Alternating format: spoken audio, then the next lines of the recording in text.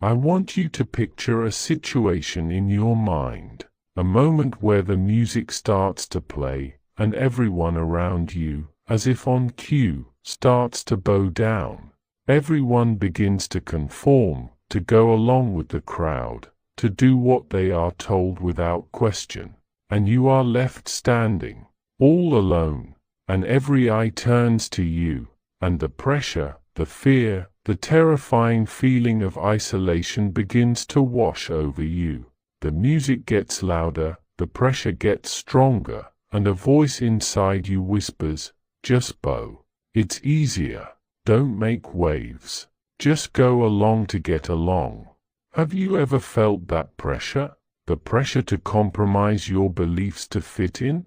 The pressure to bend your knee to a culture that is worshipping idols of success, or popularity, or power? If you have ever felt the heat of that kind of pressure, then this story today is a message of hope, of courage, and of supernatural power for your soul. We are going to walk into the heart of a fiery furnace with 3 young men who refused to bow. This is the story of Shadrach, Meshach, and Abednego, and it is the story of a faith that can walk through fire and not be burned. Our story begins in the heart of the most powerful empire in the world at that time, Babylon. And at the head of this empire was a man of immense power and even more immense pride, King Nebuchadnezzar. He was the king of kings, the conqueror of nations. And one day, this king had an idea born of pure ego. He decided to build a statue. But this was no ordinary statue. The Bible says it was 90 feet high and 9 feet wide. Imagine a 9-story building, covered entirely in gleaming, brilliant gold.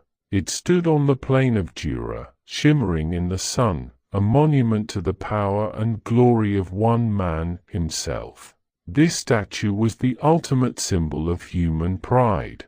And once his golden man was complete, Nebuchadnezzar sent out a command. He summoned all the leaders, all the important people from every corner of his vast empire, the governors, the advisors, the judges, all the officials. He gathered them all together for the dedication of his statue. And on that day, a herald, a royal messenger, cried out in a loud voice. And this was the king's decree: "This is what you are commanded to do, O peoples, nations and men of every language. As soon as you hear the sound of the horn, flute, zither, lyre, harp, pipe and all kinds of music, you must fall down and worship the image of gold that King Nebuchadnezzar has set up." This was not a suggestion. This was a command. It was a loyalty test. The king was saying, "My power, my glory, my image is what unites this empire, and I demand your worship." And then came the consequence for anyone who dared to disobey. The herald cried, "Whoever does not fall down and worship will immediately be thrown into a blazing furnace." The penalty for nonconformity was death, a horrible, terrifying death. The message was clear: bow or burn. So the moment arrives. The royal orchestra, with all its power and grandeur, strikes up the music. The sound echoes across the plain. And just as they were commanded, the Bible says all the peoples, nations, and men of every language fell down on their faces and worshipped the golden image. A whole field of humanity prostrate before an idol, but not everyone bowed. In that sea of humanity, 3 figures remained standing.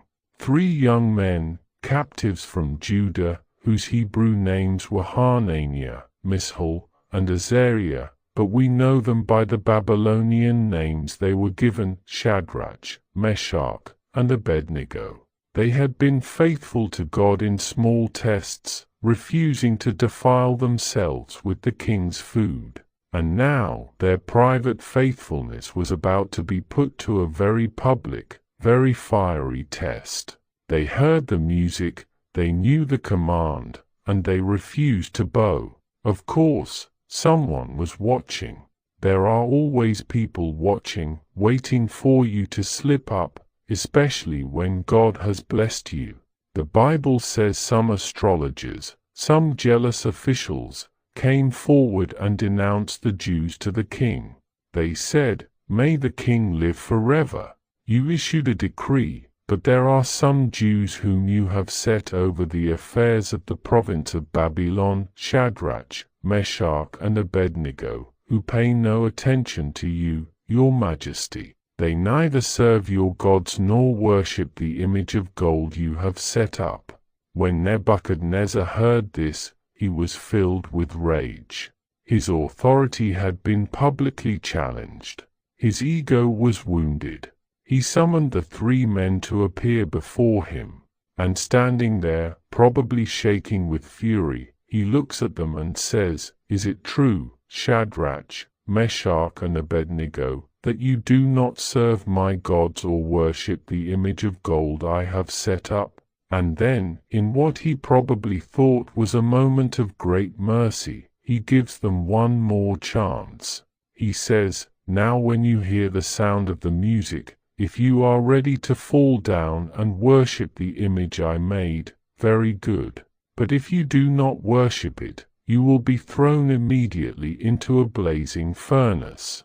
And then he asks the question that sets the stage for God's mighty answer. He sneers, "Then what God will be able to rescue you from my hand?" He is mocking them. He is mocking their faith. He is saying, "I am the ultimate power here. No God, certainly not your God, is bigger than me. I control your fate. I control the fire." And Shadrach, Meshach, and Abednego, standing before this furious, all-powerful king, with the smell of the furnace likely drifting in the air, give one of the most remarkable, courageous, faith-filled answers in all of human history. First, they say, "O Nebuchadnezzar, we do not need to defend ourselves before you in this matter." They are not going to argue. They are not going to panic. They are not going to try and talk their way out of it. They are standing in a quiet, firm, peaceful confidence. Their minds are already made up. Then they make their great declaration of faith. And I want you to listen to this, because it is the blueprint for faith in the fire. They say, "If we are thrown into the blazing furnace, the God we serve is able to deliver us from it, and he will deliver us from your majesty's hand." This is a statement of faith in God's incredible power.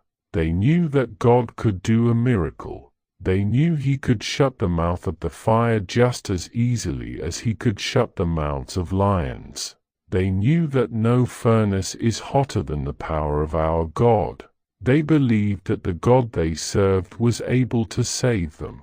But it's the next part of their answer that takes their faith to a whole new level. It is this next part that separates casual believers from true, fireproof disciples. It is the three most powerful words of faith in this entire story. They look at the king, and they say, "But even if he does not." Oh, my friends, let those words sink into your soul. But even if he does not, they are saying, "Our God has the power to save us, and we believe he will. But even if, in his sovereign wisdom, he chooses not to, even if we are burned to ashes in that furnace, we want you to know, O King, that we will not serve your gods or worship the image of gold you have set up." This is the purest faith. This is a faith that is not based on the outcome. This is a faith that is based on the character of God. They were not serving God in order to get saved from the fire. They were serving God because he is God. Their obedience was not a transaction. It was an act of worship. They were saying, "Our job is to be faithful. God's job is to be God. Whether we live or whether we die, we belong to him, and we will not bow." But even if faith is what God is calling us to, a faith that says, God, I know you are able to heal my body, but even if you don't, I will still praise you. God, I know you are able to restore my marriage, but even if you don't, I will still serve you. God, I know you are able to give me that promotion, but even if you don't, I will not bow to the idols of this world. I will trust you. That is a faith that the devil cannot touch. That is a faith that makes hell nervous. Well, as you can imagine, Nebuchadnezzar completely lost his mind. His face was distorted with rage. He commanded that the furnace be heated 7 times hotter than usual. It was so hot that the Bible says the flames of the fire killed the soldiers, the strongest men in his army, who were tasked with throwing the 3 men in. And they took Shadrach, Meshach, and Abednego, fully clothed, tied up, and threw them into the heart of the blazing furnace. From a human perspective, it was over. Their stand for God had led to their death. But then, something astonishing happens. King Nebuchadnezzar, who was watching this execution, leaps to his feet in amazement. He turns to his advisers, his voice filled with shock. Weren't there 3 men that we tied up and threw into the fire?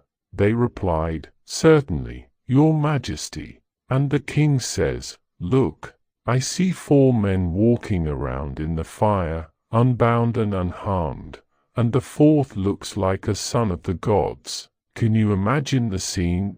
In the middle of the inferno, in the hottest part of the fire that had killed the guards just by getting close, there were not 3 men, but 4, and they were not tied up, they were unbound.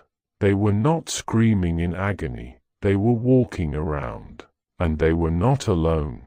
My beloved, this is the most beautiful truth in this entire story. When you go through the fire, you do not go alone. God did not keep them from the fire. He met them in the fire. And who was that 4th man? Many scholars and preachers throughout history believe this was a pre-incarnate appearance of Jesus Christ himself. The Son of God stepped out of eternity and into the furnace to be with his faithful servants.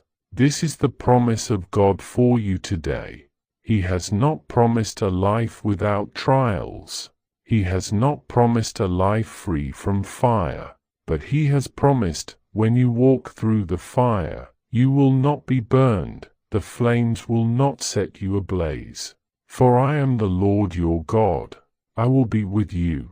He doesn't just watch you from a distance, he gets in the fire with you. Nebuchadnezzar, shaken to his core, approached the opening of the furnace. The fire that had killed his strongest soldiers did not touch him as he looked inside. And he called out, Shadrach, Meshach and Abednego, servants of the Most High God, come out, come here. And so they walked out. They walked out of the fire, in front of all those leaders and officials who had gathered to see them burn, and everyone crowded around to look at them. And the Bible says the fire had not harmed their bodies, nor was a hair of their heads singed, their robes were not scorched, and there was no smell of fire on them. God's deliverance was so complete, you couldn't even tell they had been in a fire. They didn't come out wounded and scarred. They came out whole. They came out victorious. The only thing that was burned up in that furnace were the ropes that had tied them up. The fire that was meant to destroy them only served to set them free. And that is what God does in our lives. The fiery trials that the enemy means for our destruction, God uses to burn away the things that hold us in bondage, the ropes of fear, the ropes of pride, the ropes of sin, and he brings us out freer than we were when we went in. And King Nebuchadnezzar, the proud, arrogant king who had asked, What God can rescue you from my hand, now had his answer. He declared, Praise be to the God of Shadrach, Meshach and Abednego, who has sent his angel and rescued his servants. They trusted in him and defied the king's command and were willing to give up their lives rather than serve or worship any god except their own God. Their faith in the fire became a witness to the most powerful man on earth. Their refusal to bow caused the king to praise the name of the Lord. Your trials, my friend, are not just about you. They are a platform. They are a stage upon which God can display his power to a watching, waiting world. So today, what is your furnace? What is the pressure you are facing? What music is the world demanding that you bow down to? Take courage from these three heroes of the faith. Know that the God you serve is able to deliver you. But anchor your faith in a deeper place. Come to the point where you can say, "But even if he does not, I will still serve him. I will not bow." Because when you have that kind of fireproof faith, you will find that you are never alone. The fourth man is waiting to meet you in the middle of the flames, and he will bring you through, unbound, unharmed, and without even the smell of smoke. For our God is a consuming fire, and when he is on your side, no other fire can touch